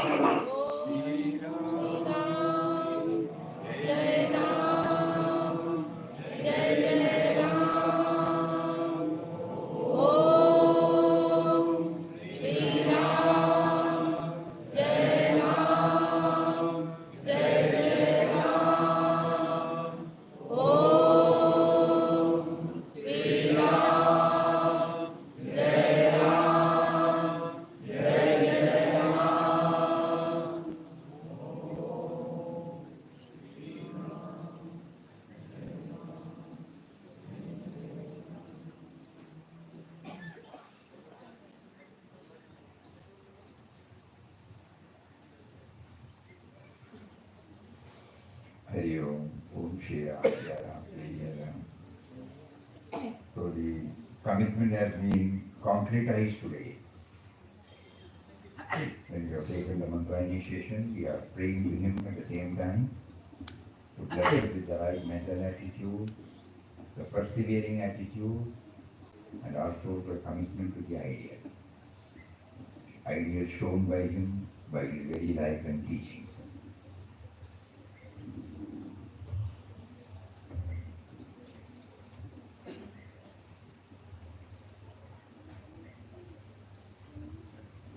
Today one more activity was planned, but later on we dropped it. Just like mantra initiation, if every one of us can practice to originate our own prayer, then we thought practically it may not be possible, but still, this is another clue Papa has given. As we said the other day, he said 4 steps. One is the nearness, to feel his nearness. The second is to feel his presence within. The third is to feel his presence in all. And the fourth is to become one with him. So to develop the first stage of nearness, the prayer is one method. Nama is one method. Another method is this prayer should be written in our own. So far we have been repeating the prayer composed by everybody to give us some guidance. But we have not still started praying. There have been many instances in many devotees' lives when the prayer comes from the bottom of their heart. It was heard, for which a little bit of training is necessary. We don't have to stand on any protocols, any formalities. Just like a child's language is understood by the mother, it doesn't have to bother whether it is grammatically right or wrong, or the diction is right or wrong, or the modulation is right or wrong, that the mother can understand.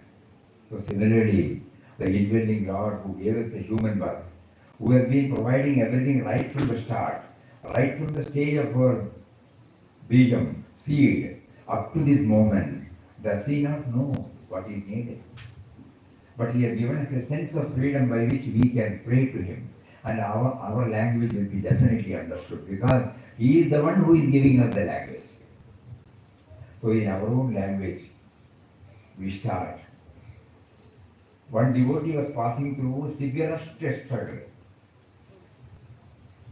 And then he used to write long letters every day, keep it before Papa's photo. Long, persevering. Not that one day you write and next day you don't know.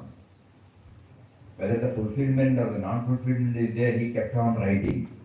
And he had the feeling that it was heard. One more incident you would like to share. We had been to Tamil Nadu once. We don't exactly remember, somewhere near Tirunelveli or somewhere. We were taken to an ashram dedicated to Bhagavan Ramakrishna Paramahamsa, Sardar Devi and Swami Vivekananda. So when we went there, a lot of people were there, we shared some thoughts, and then we were taken round. The manager said, please, the compound. There we found exactly like the Holy Mother's house, Jarambat, yeah, Jarambat. Exactly like that, the thatched shed with a mud wall. And there we saw a beautiful, inspiring photo of Holy Mother. When we prostrated and got up, suddenly we saw a letter box. So we asked him, what's the letter box? Then he said, many devotees come, they are subjected to go through many challenges, trying situations, and they find totally helpless. Tried. Still there was no answer to their problem. So they write letters to Holy Mother. Mother will not ignore, na? Even if the entire world ignores, the mother will not ignore. So they write a letter, put it in the letter box. And what he told us later, really it was touching. He said the moment they place the letter in the letter box, they are satisfied. No matter what happens later, because their mind says, Mother knows now. And Mother knew what is necessary for us. She may even still continue to test us, but we know. Previously we were not aware. Only we and the problem was there. Now the Mother is there in between. She may have her own reasons, but at the same time, she is with me. She has come into the scene to take care of me, guide me. And once in a month or something like that, they take out those letters and then offer it to Adi Bhagavan. Nobody will read. Wonderful, you know. An easy way to communicate with him. When the link between us and him is stabilized, concretized, cemented through these simple methods. So we thought of giving paper and pencil and request everybody to write and keep it with us, no? Not with us. One more example, yes. It was sometime over 10 or 15 years ago, we had a camp in Bombay. That is anything? Matharan. Yeah. It was a camp for children. So on the last day, last but one day or something, the organizer whispered into our ears that all of them are good, but they don't recognize their parents. The relevance, they don't respect. They have always complained, grumbling, they have not given this, they have not given that. Is there any method? Then we will try now.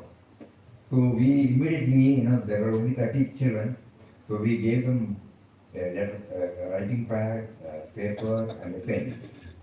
And we told them, we explained about Mother. Yeah, first.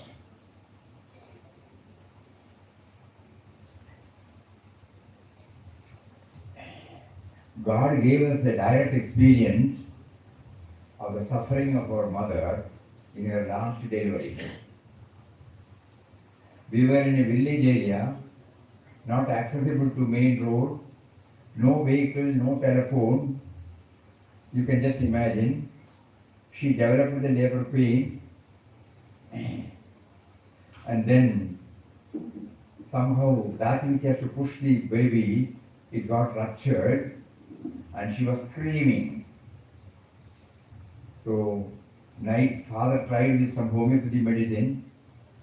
It did give some relief, but it was terrible. Screaming was going on. So at about 5 o'clock in the morning, father asked, you go to the nearest, there's a place called Kanhangad, and you go to Varghese, he has got a jeep, and take the jeep and go to Ambaravaya, another place. There's one doctor, he's a government doctor, you bring him. So 5 o'clock we started running towards this 2.5 miles, 3 to 4 kilometers, and when we reached this particular person, he was coming out to brush his teeth, and we told him, Then he said, there is no driver. When he saw our body language, he said, wait, I will come. So immediately then we rushed up to the doctor, who is 16 kilometers away, and brought him back. And by the time we reached, it was already 11 o'clock. Mother had almost fainted. He immediately went in. When we went to the doctor, so many patients were sitting. So we barged into his room. They were young, 14 years old, 14, 15 years old. So then we explained, the doctor immediately said, young man, wait for a few minutes, I will dispose them. In 10 minutes I will start. And on those days, nobody else is there. A big chest will be there, he has to put everything, forceps, chloroform, so many things. Cotton, nothing will be available in the village area, no? And then in 10 minutes we started, reached, by the time we reached, it was 11 o'clock, 5 o'clock in the morning we left. By the time she had fainted. So he went in, examined, came out and told father, we were all anxiously looking up to him. He said, either of them I will try to save them. And he went inside. For 3-4 hours, we don't know. When he came out, he said, mother is safe. And then his whole body was in blood and the shirt, everything was in blood. He was very cheerful, he was very positive. We cannot remember, we cannot forget this. We cannot forget the face of the Dr. Raman. Calm, serene. And then we gave him something. I don't think we have given him any fees also, but he was dropped back. In the evening, when chloroform, there was a risk involved. Many people don't recover from chloroform. By about 6 o'clock, everybody was tense. 6 o'clock, she opened her eyes. You know, first she asked, where is the child? When she was told the child is no more, mind you, it was her 9th child. She cried like a baby, you know, as if she had only one child. That was the 9th child, but still the same feeling. When we narrated this to the students in the Matharan camp, and then we told them, write a letter to your mother. We gave them 10, 15, 20 minutes, they wrote. We asked them one by one to come and read it out. Everybody will come, but by the time they are before the mic, you know, they started crying. They gave the letters to us. Many tried. Sharanya, I remember. He said, I will read. But then, no. I tried to read. I couldn't. Because what they have written, you know, we never knew that you suffered so much to bring us out. We never knew that for the next, after delivery, for the next 3-4 years, we were harassing you. We never allowed you to sleep. We never allowed you to have your food. But you still did not complain.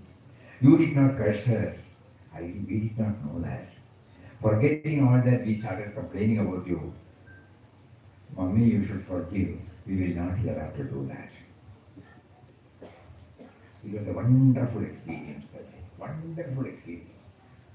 It must have happened in 10, 15 years back, you know.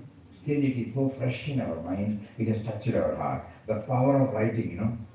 The power of writing our own words, the feeling that we express in our own words, it has got its tremendous power. So that is why Papa keeps on insisting about writing in your prayer originated. So we want that, but then we thought it may not be practically possible. But at the same time, we request. This is the prompting Papa has given to all of us.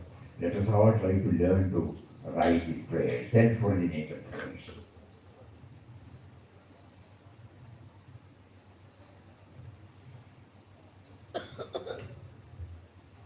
Anything else? We are coming to a very important stage in the morning session on this auspicious day.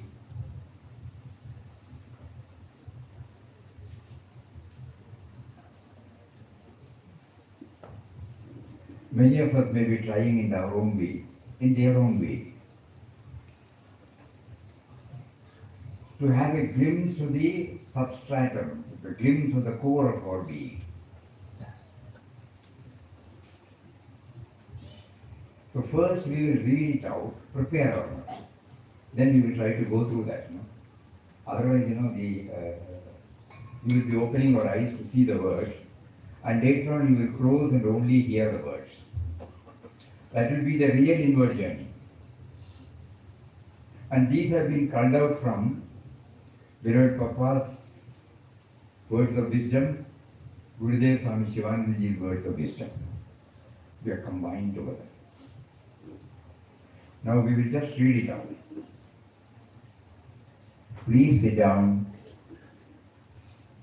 This is highly subjective. Least disturbance, it will take us away from the theme.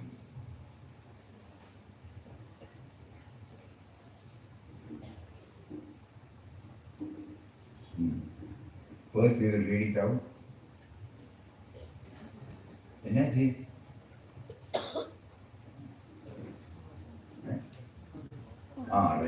Right, take it. Silence. Papa says, bhajan must lead you into silence. Silence not mere orally, but mentally. That stage of silence you must reach soon, without going on making noises all the life. Bhajan must lead you into silence. Silence not merely orally, but mentally. That stage of silence you must reach soon, without going on making noises all the life. Utterance of God's name is to make the mind ultimately still, free from all thoughts. In the stillness it is that you know and realize God. Utterance of God's name is to make the mind ultimately still, free from all thoughts. In the stillness it is that you know and realize God. Out of silence, tremendous forces are released. Wonders are what? Learn to be silent. It is not merely outer silence, but inner silence. Silence of the mind. Out of silence, tremendous forces are released. Wonders are worked. Learn to be silent. It is not merely outer silence, but inner silence. Silence of the mind. When we recede into the depths of silence within us, we arrive at the true basis of our life. We discover that from this source, all life and manifestation have come forth in their amazing variety and multiplicity. When we recede into the depths of silence within us, we arrive at the true basis of our life. We discover that from this source, all life and manifestation have come forth in their amazing variety and multiplicity. It is at this source that we discover the eternal fountain of peace and joy.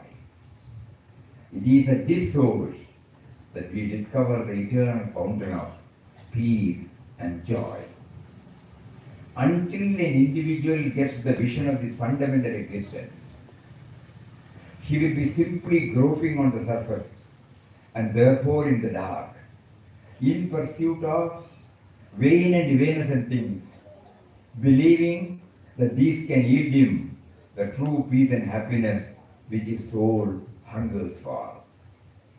Until an individual gets the vision of this fundamental existence, this eternal fountain within us, he will be simply groping on the surface and therefore in the dark, in pursuit of vain and evanescent things, believing that these can yield him the true peace and happiness which his soul hungers for. He is beyond our comprehension. Therefore, silence is he. Silence is Brahman. The self does not require silence. It is always silent. He is beyond our comprehension. Therefore, silence is He. Silence is Brahman. The self does not require silence. It is always silent. Swami Shivananda Maharaj says, purify the mind and meditate. Be still and know that you are God. Calm the mind. Purify the mind and meditate. Be still and know that you are God. Calm the mind. Silence the bubbling thoughts and surging emotions. Plunge deep into the innermost recess of your heart. God or Brahman is silence, supreme silence. Soul is silence. Peace is silence. Atman is silence. Silence the bubbling thoughts and surging emotions. Plunge deep into the innermost recess of your heart. God or Brahman is supreme silence. Soul is silence. Peace is silence. Atman is silence. Silence is the language of Brahman. Silence is the language of the heart. Silence is the language of the sage. Silence is immense strength. Silence is great eloquence. Silence is the language of Brahman. Silence is the language of the heart. Silence is the language of the sage. Silence is immense strength. Silence is great eloquence. Silence is God. Silence is the substratum for this body, mind, prana, senses.